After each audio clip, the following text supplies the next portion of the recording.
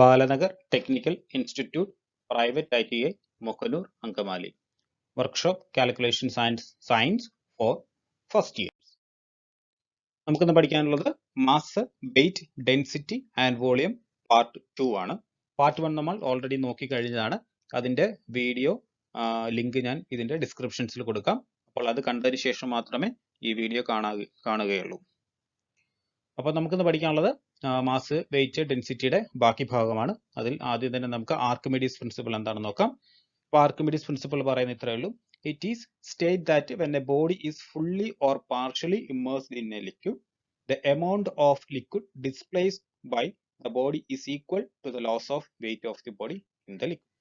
അപ്പോൾ നമ്മൾ ഇത്രേ പറയുന്നുള്ളൂ. നമ്മളൊരു ബോഡി നമ്മൾ കൺസിഡർ ചെയ്യുന്നു. അത് ചിലപ്പോൾ മുഴുവനായും അല്ലെങ്കിൽ പകുതിയായോ അല്ലെങ്കിൽ ഒരു ഭാഗമായോ ഒരു ലിക്വിഡിൽ മുങ്ങിക്കിടക്കാന്ന് വിചാരിക്കുക. ഓക്കെ, അപ്പോൾ ആ ഒരു ബോഡി ആ ലിക്വിഡിലേക്ക് മുങ്ങി പോകുമ്പോൾ അല്ലെങ്കിൽ മുങ്ങി നിൽക്കുമ്പോൾ ആ ബോഡി നിൽക്കുന്ന അത്രയും ഭാഗത്തെ ലിക്വിഡ്, അത് ചിലപ്പോൾ വെള്ളമാകാം, ഓയിലാകാം, എന്ത് വെള്ളമാകാം, അപ്പോൾ അത്രയും ഭാഗത്തെ ഒരു ലിക്വിഡ് അവിടുന്ന് മാറിപ്പോകുന്നുണ്ട് അല്ലെ.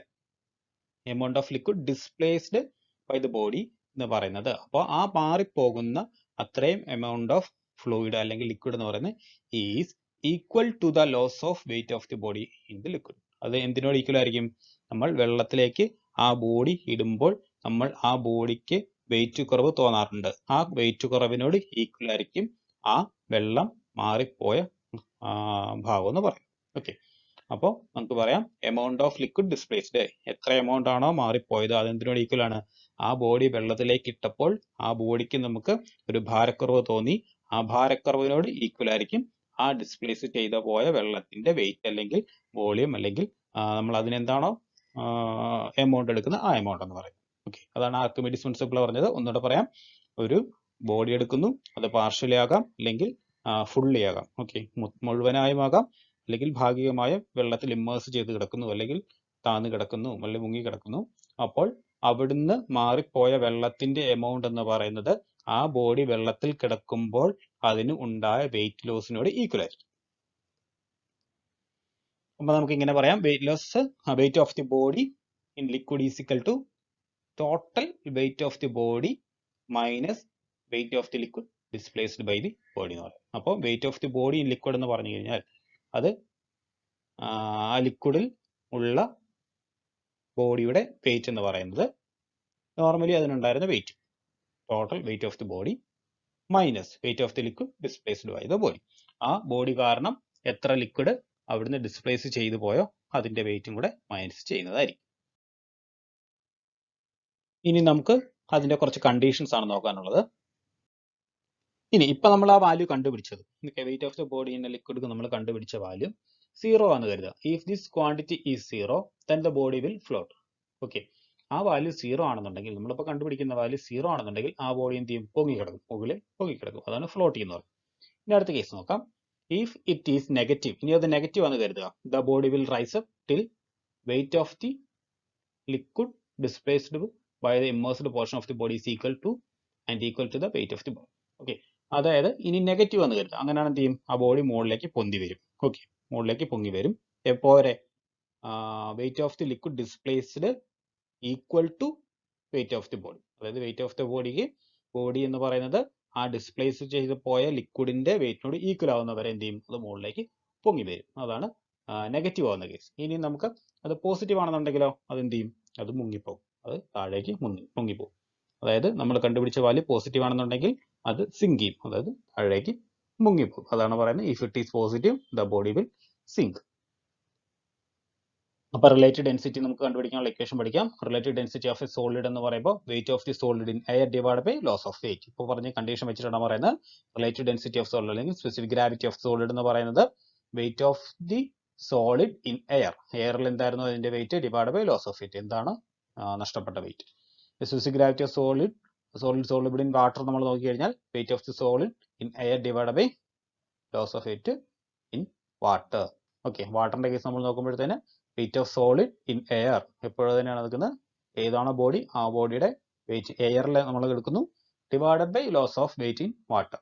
അത് വെള്ളത്തിലായപ്പോൾ അതിന്റെ എത്ര വെയിറ്റ് ലോസ് ഉണ്ടായി അതാണ് നമ്മൾ ഡിവൈഡ് ചെയ്യുന്നത്. അപ്പോൾ അതാണ് അതിന്റെ റേഷ്യോ ആണ് നമ്മൾ specific gravity of solid soluble in water എടുക്കുന്നത്. അതേപോലെ റിലേറ്റീവ് ഡെൻസിറ്റി ഓഫ് സോളിഡ്. അപ്പോൾ രണ്ടും ഇക്വേഷൻ നമ്മൾ പഠിച്ചു. ഇനി അടുത്ത കേസിലേക്ക് നമുക്ക് അടുത്തല്ല നമ്മൾ പറയുന്നത് when A body is immersed in water. ഇനി ഒരു ബോഡി ഇതേപോലെ ഇപ്പോൾ പറഞ്ഞ കണ്ടീഷൻ തന്നെ ഒരു ബോഡി വാട്ടറിൽ ഇമേഴ്സ് ചെയ്ത് കിടക്കാമെന്ന് വിചാരിക്കുക. Okay, the body will displace its own volume of water. Okay, ഇനി ഒരു ബോഡി വെള്ളത്തിൽ ഉള്ളിൽ തന്നെ കിടക്കാമെന്ന് വിചാരിക്കുക. അങ്ങനെയാണെന്നുണ്ടെങ്കിൽ ആ ബോഡിയുടെ അത്രയും വോളിയം വാട്ടർ ആയിരിക്കും എന്ത് ചെയ്യുക, ഡിസ്പ്ലേസ് ചെയ്ത് പോയിട്ടുണ്ടാവുക. അങ്ങനെയാണെങ്കിൽ നമുക്ക് പറയാം volume of the body is equal to volume of water displaced by it. അങ്ങനെയാണെന്നെങ്കിൽ വോളിയം ഓഫ് ദ ബോഡി എന്ന് പറയുന്നത് തന്നെയായിരിക്കും വാട്ടർ ഡിസ്പ്ലേസ് ചെയ്ത വോളിയത്തിനോട് ഈക്വൽ, അല്ലെങ്കിൽ വാട്ടർ ഡിസ്പ്ലേസ് ചെയ്ത് പോയ വോളിയത്തിനോട് ഈക്വൽ ആയിരിക്കും ആ ബോഡിയുടെ വോളിയം എന്ന് പറയുന്നത്. അങ്ങനെയാണെന്നുണ്ടെങ്കിൽ relative density of the body എന്ന് പറയുമ്പോൾ weight of the body divide by weight of water displaced by it.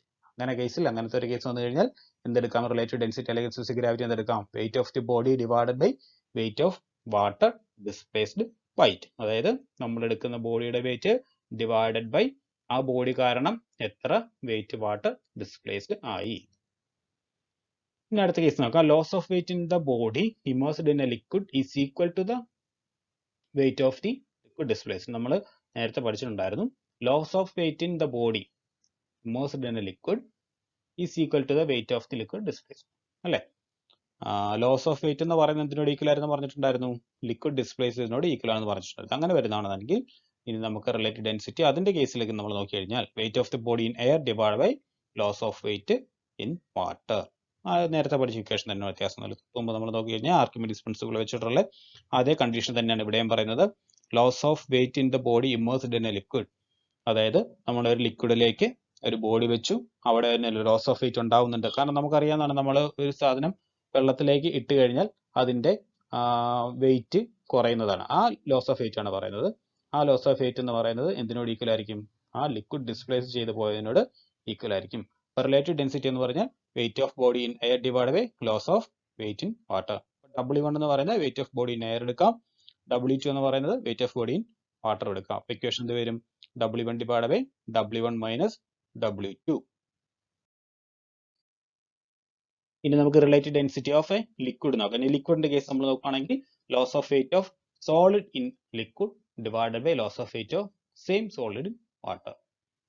Equations ആണ്, അല്ല റേഷ്യോസ് ആണ്. നേരത്തെ നമ്മൾ പഠിച്ചതിന് തന്നെയാണ്, വ്യത്യാസങ്ങളൊന്നുമില്ല. Relative density of a liquid നമ്മൾ എടുത്തുന്നുള്ളൂ. അത് നമ്മൾ സോളിഡ് എടുത്ത് ഇപ്പോൾ ലിക്വിഡ് നമ്മൾ എടുത്തു. അപ്പോൾ loss of weight of solid in liquid, ലിക്വിഡിന്റെ കേസ് എടുക്കുമ്പോഴാണ് പറയുന്നത് loss of weight of solid in liquid divided by loss of weight of same solid in water.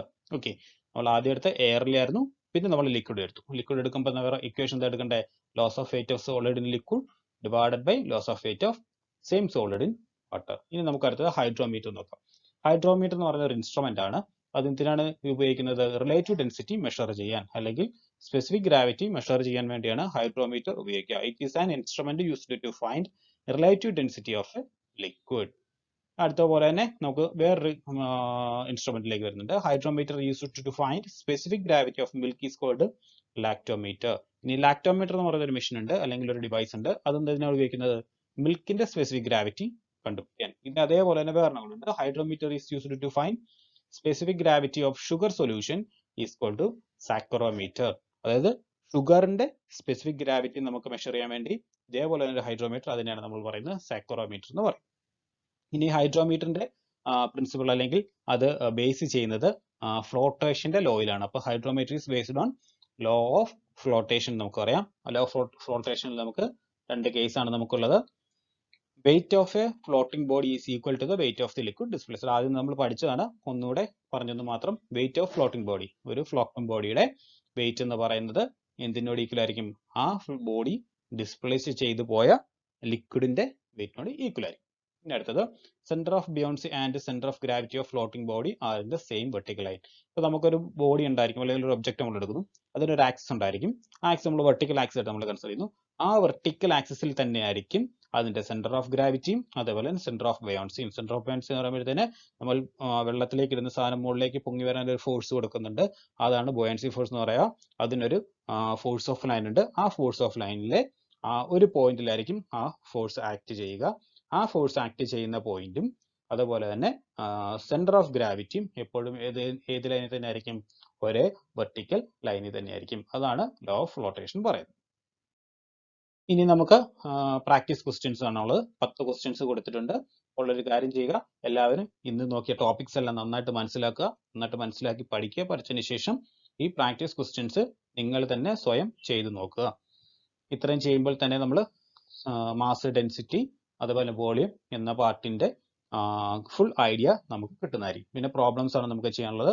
ഈ ഐഡിയാസ്, തിയറി ഐഡിയാസ് നമുക്ക് മനസ്സിൽ നന്നായിട്ടുണ്ടെങ്കിൽ ഉറപ്പായിട്ടും നമുക്ക് പ്രോബ്ലംസ് വളരെ സിമ്പിൾ ആയിട്ട് ചെയ്യുവാൻ പറ്റുന്നതാണ്. അപ്പോൾ എല്ലാവരും നന്നായി മനസ്സിലാക്കി പഠിക്കുക. Thank you.